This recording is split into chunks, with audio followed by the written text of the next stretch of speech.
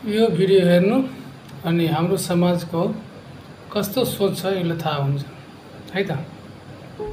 सुत्केरी बेथाले छटफटिएकी महिलालाई जब कसैले छुन मानेन तब महिला प्रहरी चन्द्रिका देउबा एक्लैले प्रस्तुति गराएर आमा र बच्चालाई जोगाए।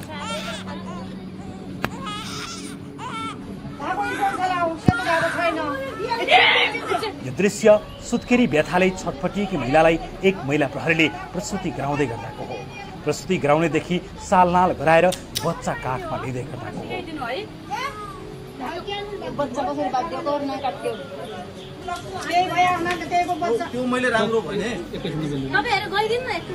मंगलबार बिहान कैलालीको गोदावरी नगरपालिका चैतन्यपुरमा चन्द्र आचार्य प्रसाद पीडाले छटपटाइरहेकी थिइन्। स्थानीय रामप्रसाद पाण्डेको आँगनमा आचार्य छटपटिएपछि कसैले प्रहरीलाई खबर गरिदियो। प्रहरी चौकी खैरानाबाट प्रहरी हवलदार सहित प्रहरी जवान चन्द्रिका देउबा ए महिला भएको ठाउँमा पुगे। प्रहरीलाई पहिले कसैले मानसिक सन्तुलन गुमाएकी एक महिलाले अस्वाभाविक गतिविधि देखाएको भनेर स्थानीयले खबर गरेका थिए। तर त्यहाँ पुग्दा महिला सुत्केरी व्याथाले छटपटाइरहेकी थिइन्। यसो पनि थाहा भएन बच्चै छैन भने हामीसँग हो त यो बच्चालाई त बचाउनु पर्यो। खैँचको टाइट गरे काला हो त्यो बाटो सिकाइदिन तमासा हेर्ने मान्छेहरू त्यहाँ महिला उनको पीडा रमिता मानेर हेर्ने थुप्रै थिए तर उनलाई सहयोग गर्न कोही पनि अघि बढेका थिएनन्। उनलाई छुँदा रोग लाग्ने भन्दै मान्छेहरू छेउछाउने आएन। त्यसपछि प्रहरी जवान चन्द्रिकाले आफैले ती महिलालाई प्रस्तुति गराउन लागिन्। धन्यवाद हो एबा सोझो पार्थे बच्चालाई के त अहिले के हुँदैन बच्चालाई हो त्यसै हो ल बाँड्न झन्डै 1 घण्टाको कष्टपछि महिलाले प्रहरी जवान चन्द्रिकाले महिलालाई छोराको अनुहार देखाइदिन् र आफ्नै अङ्गालोमा सुरक्षित राखिन्। शरीरमा एउटा मात्रै कपडा भएको महिलाको शरीर छोपिदिन चन्द्रिकाले कपडा मागिन्। धेरै आग्रह गरेपछि कसैले पेटीकोटको टुक्रा फालिदियो। चन्द्रिकाले महिलाको शरीर छोपिदिन्। एउटा कपडा दिनु है हजुरको यति धर्म हुने यो पेटकोट दिया यो बच्चालाई अझ सफा बच्चाको नै पुलिसलाई प्रहरीलाई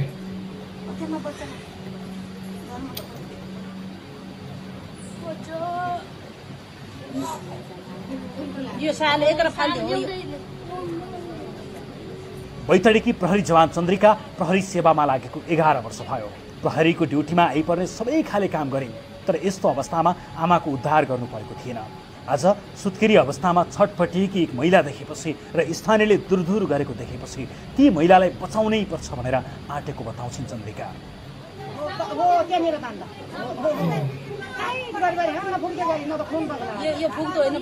त्यहाँको स्थानीयहरूले चाहिँ एकजना महिला अलि के अरे बेबारी छ, अलि मानसिक अवस्था पनि ठिक छैन, यता रोडतिर लतारिरहेको छ, तपाईँहरू आएर यसलाई उठाएर लगिदिनु पर्यो भनेर त्यहाँको स्थानीय मान्छेले हाम्रो यहाँ चौकीलाई फोन गरेको रहेछ सर। अनि चाहिँ हामी त्यहाँ गएर अनि त्यहाँ बुझ्दाखेरि उहाँलाई चाहिँ सुत्केरी बेथा लागेको रहेछ। त्यहाँको स्थानीयहरूले मान्नु भएन। अब मसँग चाहिँ हाम्रो हलदार साहब हुनुहुन्थ्यो, उहाँ पनि जेन्ट्स मान्छे भएर महिलालाई छुने कुरा पनि भएन। त्यही भएर चाहिँ म आफै भएर ल तपाईँ यस्तो यस्तो गर्नुहोस् दिदी, म छु तपाईँको लागि भएन। मैले चाहिँ उहाँको डेलिभरी गराएर बच्चा चाहिँ छोरा भयो सर। उहाँको आउनु भएन सर। उहाँहरूले चाहिँ रोग हुन्छ, एचआइभी होला, अर्को हेपाटाइटिस होला, हामी चाहिँ छुन्न, यस्तो उसमा चाहिँ हामीले हात लाउँदैन। तपाईँहरू जे गर्नुहुन्छ गर्नुहोस्, बरु हामी चाहिँ यताबाट तपाईँलाई सिकाइदिउँला भन्नु। स्थानीयहरूले हुन्छ भन्नुभयो, मैले उहाँले यस्तो यस्तो गर भन्नुभयो, मैले चाहिँ त्यहाँ गर्दै गएँ सर। 2 वर्षको छोराकी आमा समेत रहेकी प्रहरी जवान चन्द्रिकालाई सुरुमा प्रस्तुति गराउन डर लाग्यो भने भारतमा पनि महिलालाई सहयोग गर्न प्रस्तुत गर्छ। अब अलिकति डर पनि लाग्यो भनौँ सर, के हुने हो कस्तो हुने हो भन्ने पनि भयो। पछि चाहिँ अब राम्रै हुँदाखेरि चाहिँ गर्व लाग्यो आफूलाई, ल गर्न सक्ने रहेछु मैले पनि भन्ने जस्तो। मैले त सर मेरो सेवा हो, अब मैले सेवाको लागि नै यो प्रहरी सङ्गठनमा आएको हो। जसरी हुन्छ उहाँ बच्चा र आमालाई चाहिँ बचाउनु पर्छ। अब डाक्टर समयमा नपुग्यो भने मैले चाहिँ उहाँलाई हौसला दिएर हुन्छ कि कस्तो हिसाबले हुन्छ, डेलिभरी भए पनि म सक्छु। जसरी हुन्छ उहाँको ज्यान बचाउनुतर्फ लाग्यो सर। उहाँले केही बोल्नु भएको थियो तपाईँसँग, केही कुराकानी गर्नुभएको थियो? थिएन सर। मलाई लाग्छ कि हाम्रो मधेसतिरको मान्छेहरू चाहे अब थोडा थोडा चाहिँ उहाँले बल दिइरहेको त्यस्तो मान्छे हुन्छ तर पारा पनि त्यस्तो मान्छे हुन्छ कसैलाई सेवा गर्न चाहदैन। यो मेरो जीवनको पहिलो घटना हो। डेलिभरीको लागि यस्तो अवस्थामा उठाइयो होला एक्सिडेन्ट घटना केरी भएको महिलालाई पनि कसैले महिलाले सेवा अनि गरिरहेछ। हजुरको यो आन्दोलनहरूमा भएका कुराहरू चाहिँ गरियो तर यस्तो चाहिँ डेलिभरी केस चाहिँ पहिलोचोटि हो मेरो जीवनमा। बच्चा जन्मिएको केही बेरपछि अतरिया स्थित पद्म अस्पतालबाट डाक्टर गणेश फुलारा सहितको टोली पुग्यो। डाक्टर फुलाराका अनुसार अस्पतालको टोली पुग्ने बेलासम्म प्रहरी जवान चन्द्रिकाले आमा र बच्चालाई खतरा मुक्त गराइसकेकी थिइन्, उनीहरूलाई सुरक्षित बनाएकी थिइन्।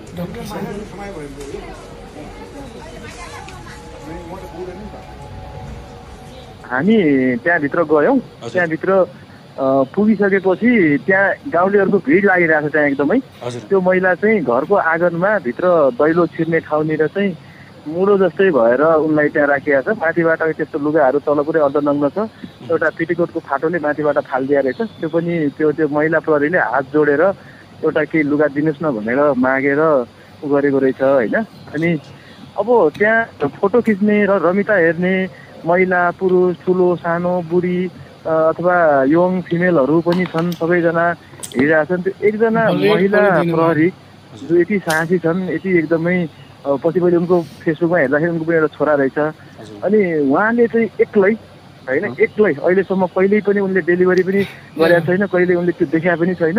अनि त्यस्तो उसमा उनले आफैले चाहिँ त्यो बच्चालाई डेलिभर गराएर सहयोग गरेर सालनाल काट्नलाई पनि त्यो वरपरका मान्छेहरूले एउटा ब्लेड सायद त्यो स्टेराइल थियो थिएन अथवा नयाँ पुरानो के हो थाहा छैन, त्यो भिडियोमा चाहिँ माथिबाट फालेको देखिएको छ कि भुइँमा।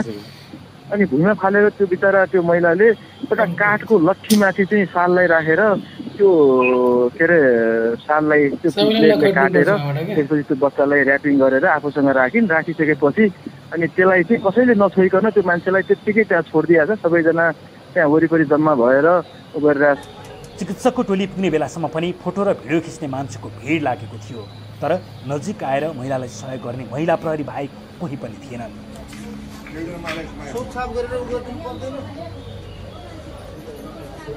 त्यसपछि पद्म अस्पतालको चिकित्सकीय टोलीले महिला र बच्चा दुवैलाई एम्बुलेन्समा अस्पताल पुर्याए।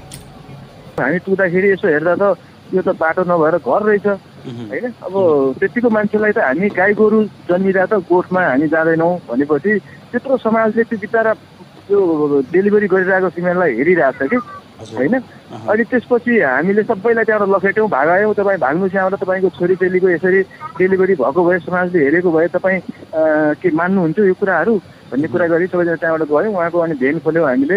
अनि मेडिकल टिमले हामीले उसलाई सबै कुराहरू गरेर अनि हामीले आफैले एउटा पन्ना मागेर त्यो पन्नामा उहाँलाई राखेर अनि लुगाहरूले बेरेर उनलाई हामीले आफ्नो एम्बुलेन्समा राख्यौँ। अनि पद्म अस्पतालमा लगेर गएर त्यहाँ अब साल निस्किएको थिएन, साल निकाल्यौँ। त्यो साल निकालिसकेपछि बच्चाको र आमाको दुइटैलाई चाहिँ अब गर्नुपर्ने मेडिकल ट्रिटमेन्टहरू गरिसकेपछि गऱ्यौँ। अस्पतालमा ल्याइसकेपछि दुवैको स्वास्थ्य परीक्षण गरिएको छ। डाक्टर फुलाराका अनुसार अहिले आमा र बच्चा दुवैको स्वास्थ्य अवस्था सामान्य रहेको छ। अहिले बच्चा र आमाको स्वास्थ्य अवस्था के छ सर? यो हजुर राम्रो छ, एकदमै राम्रो छ। अब अहिलेलाई त अब हाम्रो दृष्टि फाउन्डेसनबाट पनि उहाँहरूले अब त्यस्तो गाह्रो छ भने ल्याइदिनु होला, अब उहाँले बसुन्जेलसम्म हेरिदिन्छौँ भन्ने खालको कुराहरू गर्नुभएको छ। इलाका प्रहरी कार्यालय अतरियाका डिएसपी रणबहादुर चन्दका अनुसार सुत्केरी महिला सुर्खेतको भेरीगङ्गा 8 माइती घर भएकी 24 वर्षीय चन्द्रा आचार्य हुन्। उनका श्रीमान बझाङ थलाराका 24 वर्षीय डम्बर जोशी हुन्। केही समय अघि नै श्रीमान भारततर्फ लागेपछि कैलालीमा चन्द्रा एक्लै थिइन्।